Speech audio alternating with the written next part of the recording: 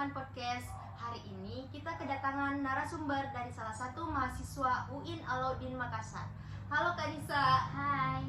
Baik, saya dan Kak Nisa akan membahas mengenai masalah anak muda zaman sekarang, khususnya bagi kaum perempuan, apalagi kalau bukan insecurity. Betul tidak? Betul. Apa sih yang Kak Nisa ketahui mengenai insecure itu? Baik, jadi yang saya ketahui mengenai insecure tersebut itu adalah bagaimana seseorang itu mengalami rasa ketidakpercayaan diri. Bagaimana dia melihat kekurangan dia mempertimbangkan bahwa dirinya itu masih kurang terhadap orang lain di sekitarnya, misal begitu. Mungkin begitu, Kak. Oke, menurut Kak Nisa nih pernah tidak merasa insecure? Tentu saja pernah. Pasti semua orang itu pernah merasakan yang namanya insecure. Nah, baik itu dari segi fisik, materi, ataupun keahlian, baik itu verbal maupun non verbal. Nah, di sini saya mau sedikit cerita. Jadi dulu itu saya pernah merasa sangat insecure tentang fisik. Bagaimana kan standar kecantikan di Indonesia itu harus mancung, putih, tinggi, kurus. Nah, di situ saya sangat merasa insecure. Karena dulu itu saya pernah dibully sama teman saya sendiri. Nah, di situ saya sangat insecure, mengurung diri saya. Bagaimana saya istilahnya itu saya sangat tidak percaya diri dan saya membatasi pergaulan saya kepada teman-teman saya. Seperti itu. Nah, rasa insecure itu yang sangat saya bawa sampai sekarang, yang mungkin masih susah untuk saya lepaskan. Tapi seiring berjalannya waktu, alhamdulillah sekarang itu saya sudah bisa beradaptasi. Mungkin seperti itu, Kak. Oh, jadi selama ini Kak Nisa pernah merasa insecure ya? Kalau boleh tahu, apa sih dampak yang Kak Nisa rasakan dari rasa insecure itu? Baik, jadi dampak yang saya rasakan waktu saya mengalami insecure itu tentunya itu mempunyai dua dampak. Jadi ada dampak positif dan dampak negatifnya. Jadi yang pertama itu dampak negatifnya itu saya kembali lagi saya kurang percaya diri, saya mengurung diri dari keramaian-keramaian. Saya tidak berani untuk muncul lagi ke bergaul dengan teman-teman saya, dan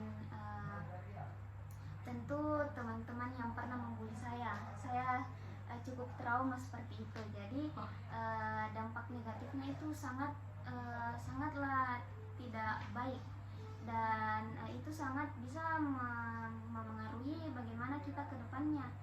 Nah, dampak positifnya itu saya mengambil pelajaran bahwa dari trauma-trauma yang saya hadapi atau yang saya pernah alami, saya mengambil pelajaran kalau misal standar kecantikan itu tidak harus dilihat dari fisik, tidak harus dilihat dari apa yang orang-orang katakan kepada kita. Jadi ketika kita merasa bahwa saya itu kurangnya di kecantikan, jadi saya harus tahu, saya harus melebihkan diri saya dalam segi mungkin pengetahuan saya, intelektual saya. Jadi saya berusaha tetap untuk menyeimbangkan ketika saya tidak cantik, saya harus pintar dari segi ini, seperti itu, supaya orang tidak memandang remeh kita juga, seperti itu, Kak.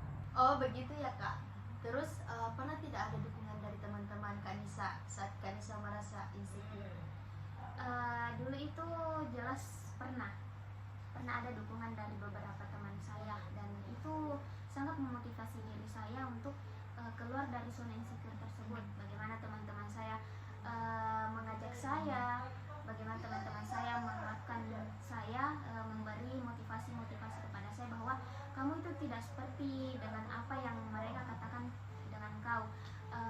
Mereka itu mungkin mereka itu iri kepada kau, sehingga dia itu mengatakan hal-hal yang menyakitkan, yang bisa membuat kau merasa insecure. Dia itu ingin menjatuhkan mental kamu atau sebaliknya. Dan di situ saya juga sangat merasa bangga punya teman-teman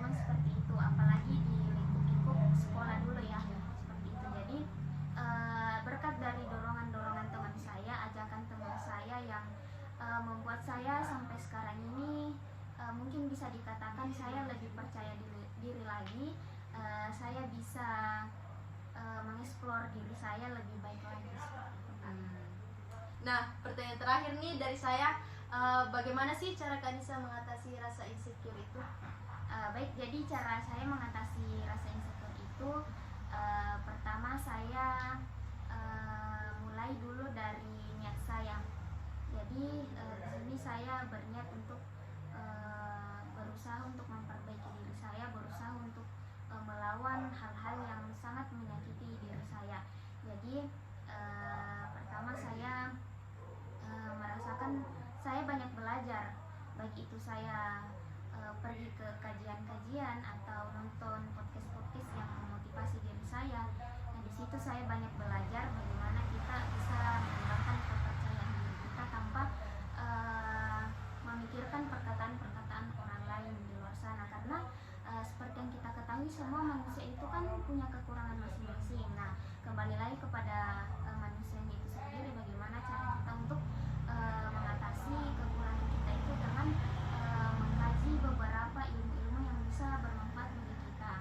Nah, yang kedua itu saya mulai mengupgrade diri saya dengan mulai bagaimana saya belajar apa kesukaan-kesukaan saya, belajar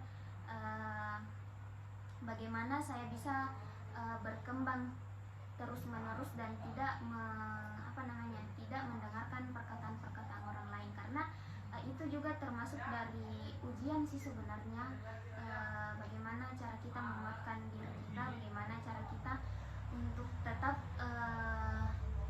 bersyukur dengan apa yang kita punya, dan kita harus tetap harus ikhtiar dan juga senantiasa berdoa. Oh begitu ya. Mungkin ada motivasi dari Kak Nisa untuk teman-teman di luar sana yang sering merasa insecure dengan dirinya. Baik, jadi untuk teman-teman di luar sana yang yang susah keluar dari insecure atau sering merasa insecure, tentunya itu dengan pertama kenali diri sendiri dulu terlebih dahulu. Bagaimana cara kita menerima diri kita sendiri.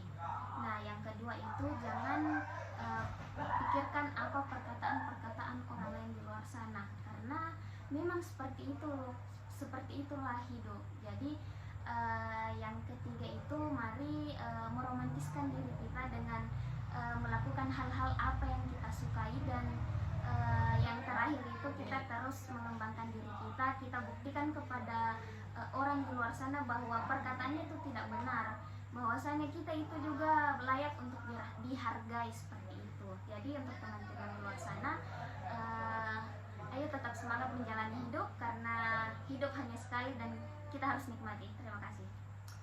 Nah teman-teman, itu penjelasan serta motivasi dari Kak Nisa mengenai topik kita hari ini. Saya ucapkan banyak terima kasih kepada Kak Nisa sudah meluangkan waktunya untuk bergabung di podcast kita hari ini. Nah teman-teman, cukup sekian podcast kita hari ini. Nantikan podcast kita selanjutnya. Saya Andrian Dia Syukri dan Anissa Mandi pamit undur diri. Assalamualaikum